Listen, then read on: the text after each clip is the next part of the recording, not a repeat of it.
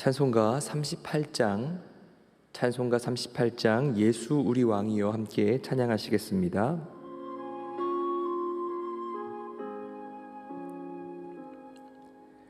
예수 우리 왕이여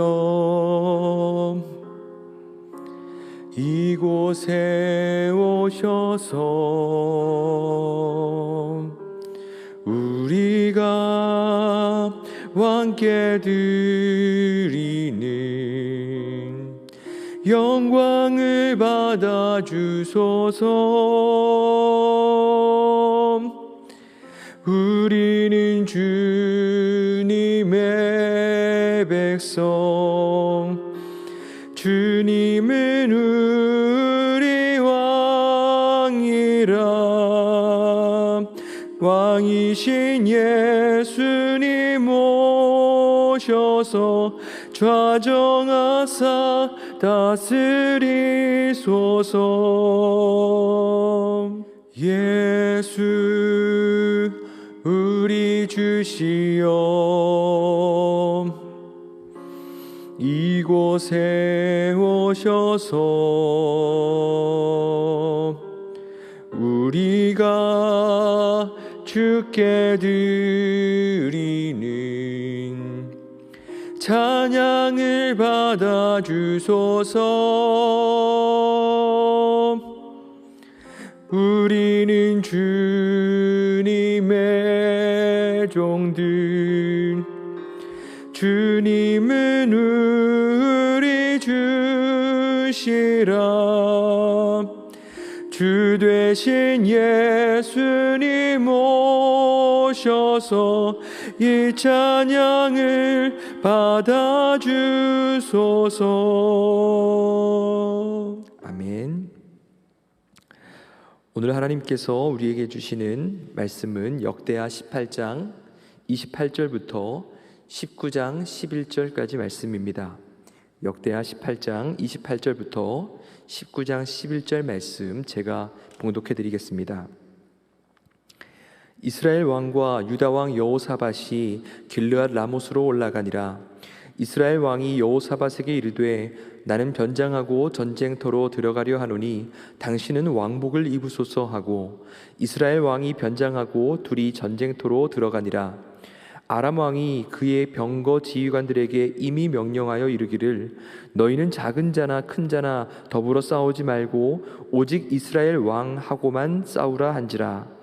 병거의 지휘관들이 여호사밧을 보고 이르되 이가 이스라엘 왕이라 하고 돌아서서 그와 싸우려 한즉 여호사밧이 소리를 지르매 여호와께서 그를 도우시며 하나님이 그들을 감동시키사 그를 떠나가게 하신지라. 병거의 지휘관들이 그가 이스라엘 왕이 아님을 보고 추격을 그치고 돌아갔더라. 한 사람이 무심코 활을 당겨 이스라엘 왕의 갑옷 솔기를 쏜지라. 왕이 그의 병거 모는 자에게 이르되 내가 부상하였으니 네 손을 돌려 나를 진중에서 나가게 하라 하였으나 이날의 전쟁이 맹렬하였으므로 이스라엘 왕이 병거에서 겨우 지탱하며 저녁 때까지 아람 사람을 막다가 해가 질 즈음에 죽었더라. 유다 왕 여호사밧이 평안히 예루살렘에 돌아와서 그의 궁으로 들어가니라. 하나니의 아들 선견자 예후가 나가서 여호사밧 왕을 맞아 이르되 왕이 악한 자를 돕고 여호와를 미워하는 자들을 사랑하는 것이 옳으니이까. 그러므로 여호와께로부터 진노하심이 왕에게 임하리이다. 그러나 왕에게 선한 일도 있으니 이는 왕이 아세라 목상들을 이 땅에서 없애고 마음을 기울여 하나님을 찾음이니이다 하였더라. 여호사밧이 예루살렘에 살더니 다시 나가서 브엘세바에서부터 에브라임 산지까지 민간에 두루 다니며 그들을 그들의 조상들의 하나님 여호와께로 돌아오게 하고 또 유다 온 나라의 견고한 성읍에 재판관을 세우되 성읍마다 있게 하고 재판관들에게 이르되 너희가 재판하는 것이 사람을 위하여 할 것인지 여호와를 위하여 할 것인지를 잘 살피라. 너희가 재판할 때에 여호와께서 너희와 함께 하심이니라. 그런즉 너희는 여호와를 두려워하는 마음으로 삼가 행하라. 우리의 하나님 여호와께서는 불의함도 없으시고 치우침도 없으시고 뇌물을 받는 일도 없으시니라 하니라. 여호사밧이 또 예루살렘에서 레위 사람들과 제사장들과 이스라엘 족장들 중에서 사람을 세워 여호와께 속한 일과 예루살렘 주민의 모든 송사를 재판하게 하고 그들에게 명령하여 이르되 너희는 진실과 성심을 다하여 여호와를 경외하라. 어떤 성읍에 사는 너희 형제가 혹 피를 흘림이나 혹 율법이나 계명이나 율례나 규례로 말미암아 너희에게 와서 송사하거든 어떤 송사든지 그들에게 경고하여 여호와께 죄를 범하지 않게 하여 너희와 너희 형제에게 진노하심이 임하지 말게 하라. 너희가 이렇게 행하면 죄가 없으리라. 여호와께 속한 모든 일에는 대제사장 아마랴가 너희를 다스리고 왕에게 속한 모든 일은 유다 지파의 어른 이스마엘의 아들 스바랴가 다스리고 레위 사람들은 너희 앞에 관리가 되리라. 너희는 힘써 행하라. 여호와께서 선한 자와 함께 하실지로다 하니라. 아멘. 민족의 대명절인 한가위를 맞아서 각자의 자리에서 예배하고 주님 앞에 기도하는 모든 정동의 성도님들과 가정과 또 모든 만나는 관계들 위해 주님이 함께 하시기를 축복합니다. 오늘 읽은 본문 말씀은 아합의 죽음을 다루고 있지요. 아합 왕은 북이스라엘 왕으로 22년간 나라를 다스렸습니다. 계속해서 왕위가 교체되고 왕조가 짧게 교체되었던 북이스라엘의 역사를 생각하면 아합 왕은 제법 긴 세월을 통치한 왕이었습니다. 우리의 생각 같아서는 악한 왕이면 얼른 하나님의 징계와 징벌을 받아서 왕위에서 쫓겨나는 것이 맞는 것 같고, 좋은 왕, 선한 왕이면 오래오래 왕위를 지키면서 통치를 하는 것이 맞는 것 같은데, 성경을 봐도 또 우리의 인생사를 살펴봐도 인생들이 꼭 인과응보적이지만은 않다는 것을 우리는 말씀을 통해서 볼 수 있습니다. 얼마 전에 주일 오후 예배 때 엘리야에 관한 설교를 하면서도 말씀드렸었는데, 아합 왕 시기는요, 북이스라엘이 부강해졌던 때였습니다. 나라가 국제화되고 무역이 활발해지면서 또 경제를 왕실집약적으로 하면서 나라가 크게 성장하고 부강해졌다라고 하는 것입니다. 한편 북이스라엘 왕 아합 왕이 통치하던 시절에 남유다에는 여호사밧이 왕위에 오르게 됩니다.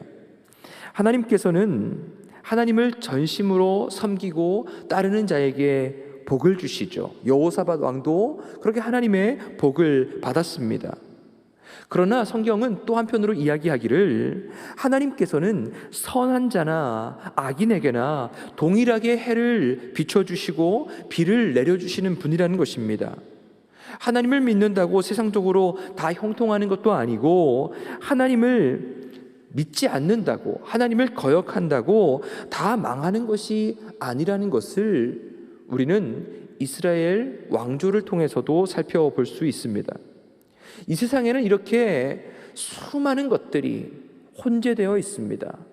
악한 자나 선한 자나 다 뒤엉켜서 이 세상을 살아가고 있죠. 그렇기 때문에 우리는 이 세상을 살아가면서 겉으로 드러나는 것, 눈에 보이는 것에 절대로 현혹되어서는 안 됩니다. 이것은 성경의 욥기가 가지고 있는 교훈이기도 하지요. 현상만을 보고 겉보는 현상만을 보고 그 사람의 신앙이나 됨됨이를 판단해서는 안 된다는 말입니다. 여호사밧 왕은 다행히 하나님을 성심껏 섬기는 사람이었습니다.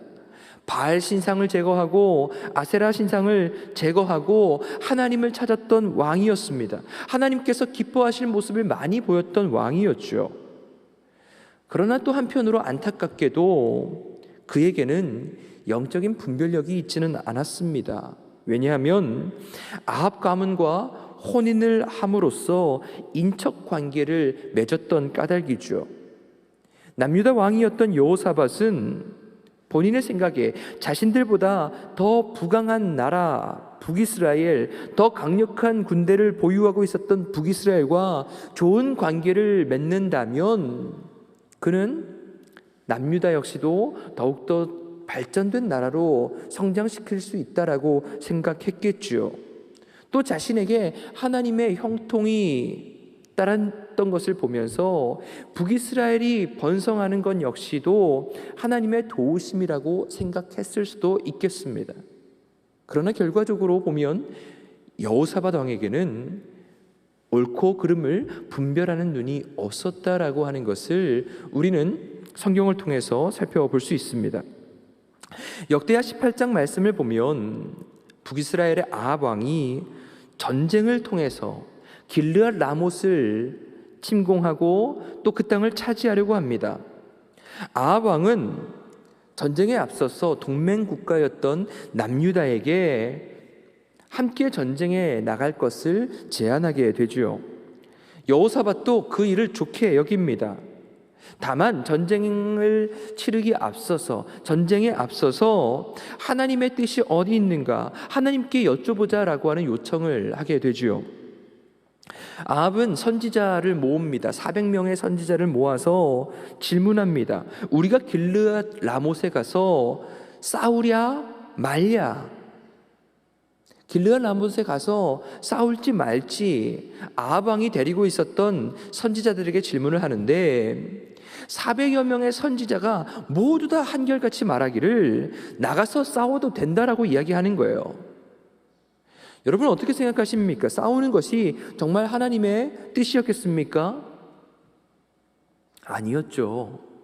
그 400명의 선지자들은 하나님의 말씀을 전한 것이 아니고 아합 왕의 비위를 맞추기 위해서 왕이 듣기 좋은 말을 옆에서 해주었던 것뿐입니다.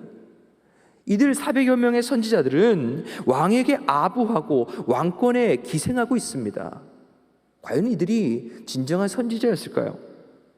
아합 왕은 자신의 통치를 정당화하기 위해서 선지자들을 이용하고 또 선지자들은 자신들의 이익을 위해 유익을 위해서 얼마든지 거짓 예언을 할 수 있었던 사람들이었다는 것이죠.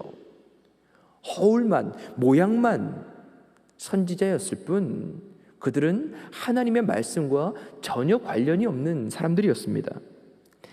다행히 여호사밧은요 이 400명의 선지자들을 보고 의구심을 품습니다.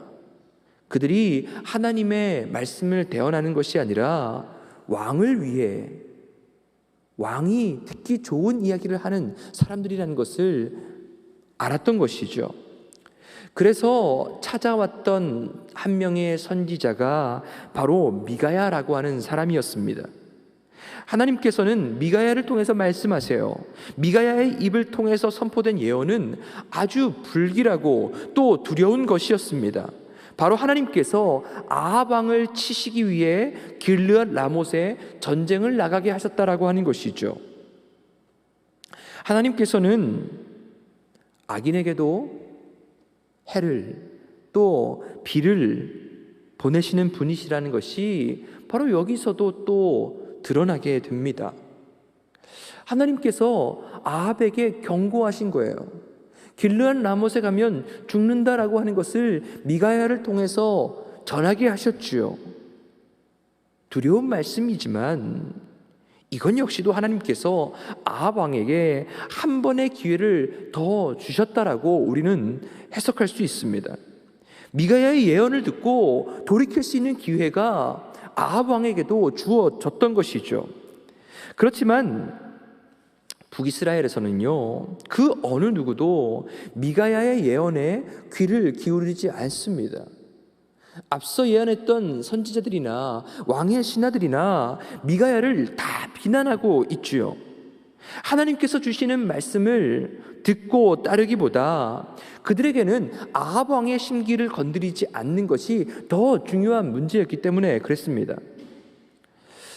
이제 드디어 길르앗 라못에 전쟁을 하러 가게 됩니다. 오늘 말씀을 보면 아합 왕의 성정이 나와요. 그의 성품이 어떠했는가, 얼마나 치사하고 나쁜 사람이었는가라는 것을 말씀을 통해서 우리는 볼 수 있는데 아합과 여호사밧이 길르앗 라못에 쳐들어가잖아요. 그런데 미리 입수한 정보에 의하면 길르앗 라못 사람들이요, 다른 사람들은 다 차치하고 오직 이스라엘의 왕만 공격하라, 대장만 공격해라 라고 하는 명령을 내렸다는 것을 입수해요. 그래서 아합 왕이 어떻게 말하냐면, 나는 변장하고 전쟁터로 들어가려고 하니까 당신은 여호사밧, 남유다의 왕 여호사밧 왕, 당신은 왕복을 입으소서라고 이야기하는 것이죠. 왕복을 입고 전쟁에 나가면 적군들이 자신만을 공격할 것을 알았기 때문에, 그것이 뻔했기 때문에 자신은 평범한 병사로 위장을 하고 가겠다는 거예요. 그러면 유일하게 왕의 복장을 입고 전쟁터에 나가는 사람이 누굽니까? 여호사밧이잖아요. 그러면 여호사밧이 표적이 될 거 아니에요? 아합은 정말 치사하고 또 비겁하게도 자신의 위험을 줄이기 위해 여호사밧을 표적으로 내세우고 있는 것입니다. 종종 리더들 중에서도 자신을 지키기 위해 부하 직원을 화살바지로 앞세우는 경우가 있죠. 주로 이런 말을 많이 합니다. 리더를 지켜줘야 된다. 물론 공동체에서 리더가 바로 세워지는 것이 너무나 중요한 일이죠. 그러나 숨겨야 할 일, 떳떳하지 못한 행동이면요, 하지 않는 것이 맞습니다. 오히려 리더라면 리더가 공동체원을 지켜줘야지 나를 지켜달라? 아니, 본인 하나도 지키지 못하는 사람이 어떻게 리더를 할 수 있을까라는 생각이 듭니다. 아합 왕과 같은 리더는요, 결코 존경받을 수 없는 리더십이죠. 그렇지만 결국 아합 왕은 적군 병사 한 사람이 무심코 쏜 화살에 맞아서 죽게 됩니다. 참 운이 없으려고 하니까 갑옷 틈 사이에 솔기에 화살을 맞게 돼요. 얼른 전장터를 피하려고 했지만 전쟁이 너무 치열했기 때문에 그마저도 나갈 수가 없었어요. 미가야의 예언을 통해서 전해진 말씀이 성취되었습니다. 아합 왕은 그 자리에서 목숨을 잃고 말지요. 아무리 꾀를 내서 또 모략을 통해서 거짓으로 위험을 모면하려고 했지만 결국 죽음을 피할 수 없었다는 말입니다. 그렇게 아합 왕은 허무한 죽음을 전쟁터에서 맞게 되었습니다. 이 일이 남유다의 여호사밧 왕에게는 큰 교훈이 되었습니다. 저는 오늘 말씀을 준비하면서 설교 제목으로 반면교사라고 하는 제목을 붙여보았습니다. 예루살렘으로 평안히 돌아온 여호사밧은 선견자 예후에게 꾸짖음을 듣게 됩니다. 예후가 나와서 왕을 맞이하는데 왕에게 꾸짖는 거예요. 왜 왕은 저 악한 자를 도왔습니까? 왜 여호와를 미워하는 자를 사랑하였습니까? 여호사밧은요, 그 미가야의 말을 듣고 자신의 잘못을 뉘우치고 돌이킵니다. 그 증거가 바로 그 다음에 나오는 여호사밧의 행동에 나타나죠. 유다의 최남단이었던 브엘세바로부터 남유다의 최북단이었던 에브라임 산지까지 여호사밧은 두루 다니면서 사람들을 하나님께로 돌아오게 합니다. 그리고 그 지역마다 공의로운 재판관들을 세우게 돼요. 사람을 위한 재판이 아니라 하나님을 위한 재판을 하도록 재판관을 세우고 그들을 영적으로 일깨우고 있어요. 여호사밧이 명령하지요. 9절 말씀이었습니다. 너희는 진실과 성심을 다하여 여호와를 경외하라. 하나님 앞에서 재판하라는 말이죠. 왕에게로 집중되어 있었던, 그 당시에는 왕이 재판관의 역할을 했었거든요. 자신이 모든 것을 다 치리하고 모든 것을 다 행하려고 하기보다 각 지방마다 재판관을 세우고 그들에게 권한을 부여하고 그들이 하나님의 뜻에 따라 세워지기를 권면하고 있다는 것입니다. 여호사밧은 북이스라엘에 가서 아합 왕을 보고 그의 중심에 거짓됨이 있음을 보았습니다. 그가 하나님을 경외하지 않는다는 것을 보았어요. 그리고 그 결말이 하나님의 심판이었음을 본 여호사밧은 아합을 반면교사 삼아 하나님을 붙들게 됩니다. 그러면서 나라를 공의로 회복하고 있어요. 11절 말씀을 보시면 여호사밧은 대제사장이었던 아마랴에게 종교적인 권위를 위임합니다. 그럼으로써 예배를 회복하게 해요. 정치적인 영역에서는 스바랴에게 권위를 위임합니다. 여호와께 속한 모든 일에는 대제사장 아마랴가 너희를 다스리고 왕에게 속한 모든 일은 유다 지파의 어른 이스마엘의 아들 스바랴가 다스리고 레위 사람들은 너희 앞에 관리가 되리라. 너희는 힘써 행하라. 여호와께서 선한 자와 함께 하실지로다. 여호사밧의 정책은요, 각 지방의 권력을 분산해줘요. 자기가 가지고 있었던 모든 권력을 종교와 정치로 나누어서 사람들에게 배분해 줍니다. 여러분, 왜 그랬을까요? 여호사밧이 이런 결정을 하게 되었는지, 왜 이런 결정을 하게 되었는지 그 이유가 너무나도 분명합니다.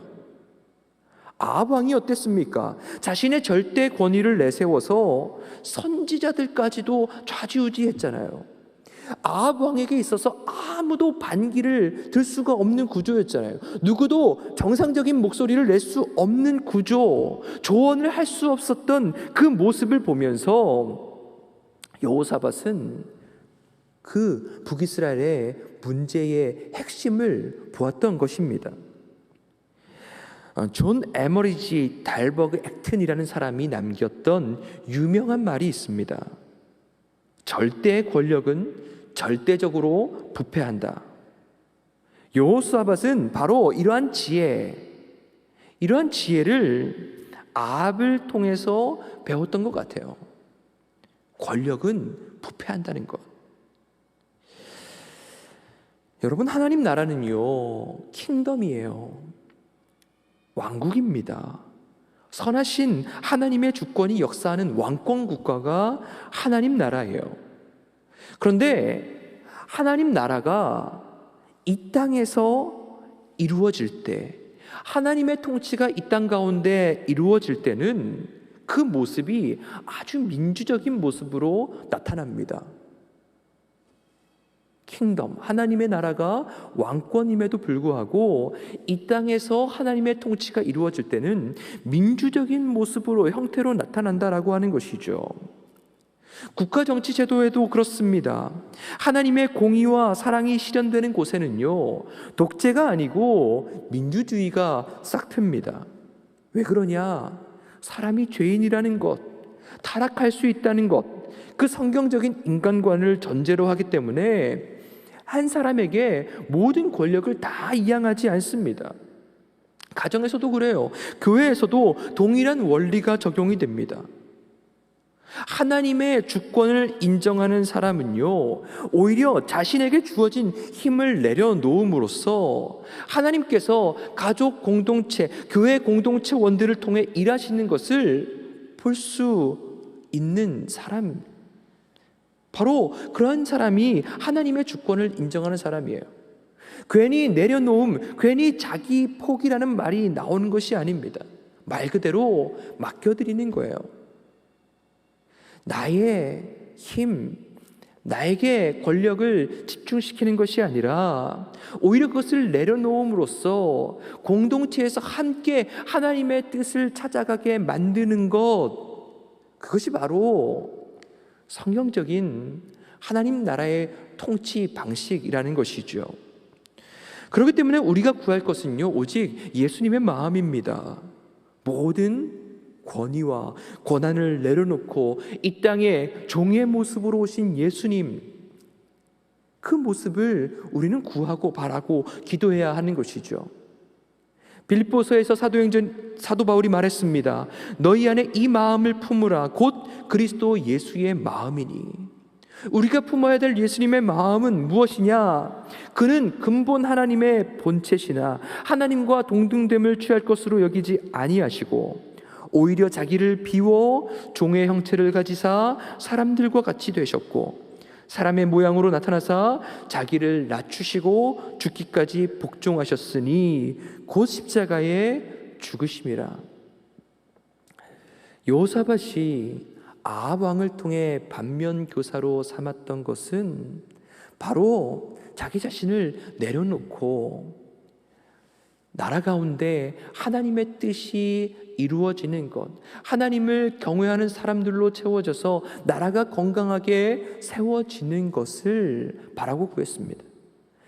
자신의 주장만이 하나님의 뜻이라고 주장하는 것이 아니라 백성들에게 하나님의 뜻을 물어가며 온 나라가 하나님을 경외하는 나라가 되기를 바랐습니다.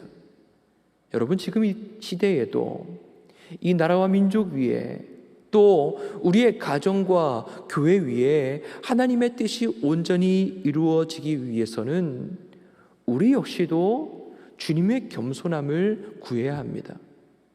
그때 우리의 삶의 지경 가운데 하나님의 통치가 온전히 이루어지고 하나님의 뜻이 우리 가정과 일터와 교회와 이 나라 가운데 역사하게 되는 것을 보게 될 것입니다. 우리가 이 시간에 같이 기도하실 때는 추석 명절입니다. 우리 각 가정마다 오직 하나님의 주권이 이루어지기를, 또한 우리 나라, 민족, 대한민국 위에 하나님의 통치가 온전히 이루어지고 하나님의 뜻에 따라 공의와 정의를 실현하는, 자비와 사랑을 실천하는 우리 나라가 될 수 있기를 여러분들 모두 각자의 자리에서 기도해 주시기 바랍니다. 제가 먼저 기도하겠습니다. 공의와 사랑의 하나님, 오늘 하나님께서 주시는 말씀을 통해 하나님 나라의 통치를 우리가 보게 하심에 감사합니다. 우리가 하나님의 주권을 인정하게 될 때에 우리가 쥐고 있었던 권력과 고난도 기꺼이 내려놓을 수 있게 됨을 믿습니다. 우리가 구할 것은 오직 예수님의 마음입니다. 주님, 겸손한 마음을 우리 가운데 허락하여 주시고 내 뜻과 내 의를 우리의 가정에서, 교회에서 주장하는 것이 아니라 하나님의 뜻을 구하며 겸손히 우리 주변에 있는 사람들의 귀를 기울이는 겸손한 우리가 되게 하여 주시옵소서. 오늘의 삶, 추석 명절 우리의 가정을 주님께서 지키시고 보호하시며 인도하실 줄 믿사오며 우리 구주 예수님의 이름으로 기도드립니다. 아멘.